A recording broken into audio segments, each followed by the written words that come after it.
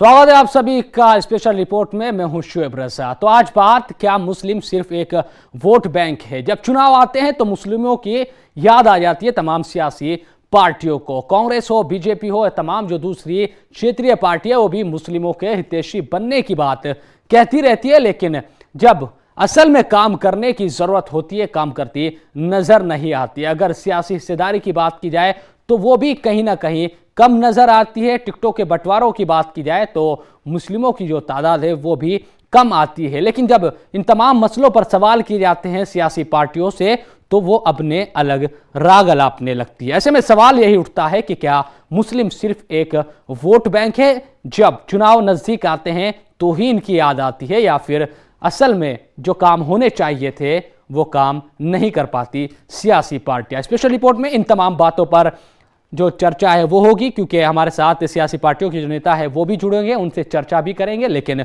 शुरुआत इस रिपोर्ट के साथ। जब भी चुनाव आते हैं तो राजनेता और तमाम पार्टियां सबको साथ लेकर चलने की बात करती है। अक्सर बयानों में भी इस तरह की बातें सामने आ जाती है जैसे यही सबसे ज्यादा हितैषी नेता है। इस बार का चुनाव भी विकास और दूसरे जनहित के मुद्दों से सरकता हुआ धर्म और जाति की सियासत को बुलावा देता दिख रहा है, और ये सब हो रहा है हमारे नेताओं की जुबानी जंग की वजह से। आप अक्सर कांग्रेस और बीजेपी या तमाम दूसरी सियासी पार्टियों के नेताओं के जरिए ये बयान सुन लेते हैं कि वो अल्पसंख्यकों के लिए काम करते आए हैं और आगे भी करते रहेंगे। खासतौर पर मुसलमानों का जिक्र भी गाहे बगाहे आ ही जाता है। हिंदुस्तान में 20% का करीब मुस्लिमों की तादाद है और राजस्थान में तादाद तकरीबन 10% के आसपास है। कई ऐसी लोकसभा सीटें हैं जहां मुस्लिम वोटर्स की भूमिका बेहद निर्णायक रहती है। लेकिन क्या मुस्लिमों के हितैषी बनने वाली पार्टियों ने कुछ ऐसे काम भी किए हैं जिनके नाम पर मुस्लिमों से वोट मांगे जा सके, या फिर राजनीतिक पार्टियां मुस्लिमों को सिर्फ वोट बैंक मानती आई है?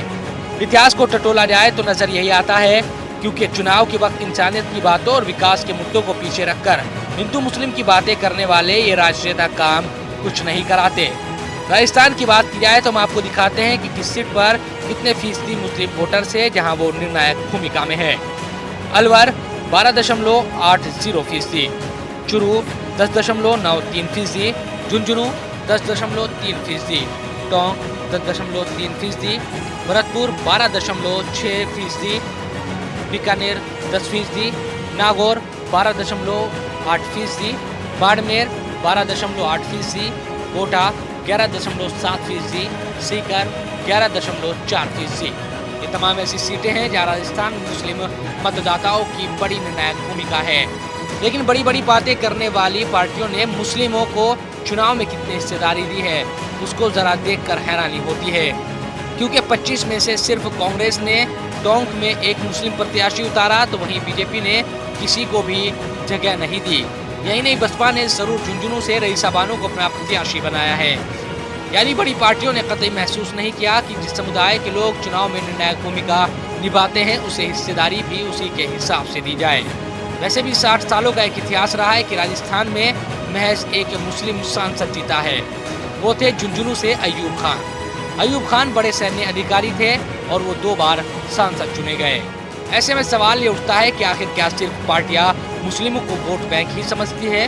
उनकी याद सिर्फ वोट लेने के लिए ही आती है? क्योंकि तरक्की करते हिंदुस्तान में भी मुस्लिमों की शिक्षा, स्वास्थ्य और जिंदगी जीने का जो स्तर है वो सबको मालूम है, और इस सब की वजह भी सियासत ही है। राजनेताओं को समझना होगा कि वो सियासत तो करे, लेकिन मजहब या जाति की नहीं बल्कि विकास की, और ये विकास हर तबके के आखिरी आदमी तक पहुंचे। यही नहीं, चुनाव में भी सबकी हिस्सेदारी रहे और मुस्लिमों को सिर्फ वोट बैंक ना समझा जाए। Election desk, news India. तो बिल्कुल सवाल यही है कि क्या पार्टियों को परहेज है मुस्लिम चेहरों से? क्योंकि अगर राजस्थान की सियासत की हम बात करते हैं तो इस लोकसभा चुनाव की बात करें तो राजस्थान में 2 चेहरे ही पार्टियों ने मैदान में उतारे, जो बड़ी पार्टियां हैं। क्योंकि कांग्रेस की तरफ से मोहम्मद अजहरुद्दीन, वो भी क्योंकि बाहर के प्रत्याशी है, उनको टोंक सवाई माधोपुर से अपना प्रत्याशी बनाया गया है कांग्रेस की तरफ से। वहीं अगर बात करें तो झुंझुनू में बसपा ने एक उम्मीदवार अपनी उतारी है मैदान में, तो बीजेपी की बात करें तो कोई ऐसा चेहरा नहीं जो मुस्लिम हो, हालांकि हितैषी बनने की तमाम लोग बात करते हैं। सलीम इंजीनियर जुड़ चुके हैं हमारे साथ फोन लाइन पर, जमात इस्लामी के सेक्रेटरी है जयपुर से, उनसे बातचीत करेंगे। सलीम साहब, किस तरह से देखते हैं राजस्थान की सियासत की अगर बात की जाए, कितना अहम योगदान रहता है मुस्लिमों का राजनीति में? वोटर्स काफी तादाद में है तमाम लोकसभा इलाकों में, कई ऐसी सीटें हैं जहां निर्णायक भूमिका में है, लेकिन मुस्लिम चेहरों से परहेज पार्टियों को। देखिए, जितनी पार्टियां हैं जी, वो सब पार्टियां मुसलमानों का सिर्फ वोट चाहती हैं जी, और ईमानदारी के साथ उनको नुमाइंदगी नहीं देना चाहती, उनको रिप्रेजेंटेशन नहीं देना चाहती। जी, राजस्थान में तकरीबन 28 असेंबली सीट ऐसी हैं जहां पर मुसलमानों की संख्या बहुत ज्यादा है जी, और वहां से मुस्लिम कैंडिडेट का असेंबली में जीतकर आना पॉसिबल होता है अगर पार्टियां उनको टिकट दें।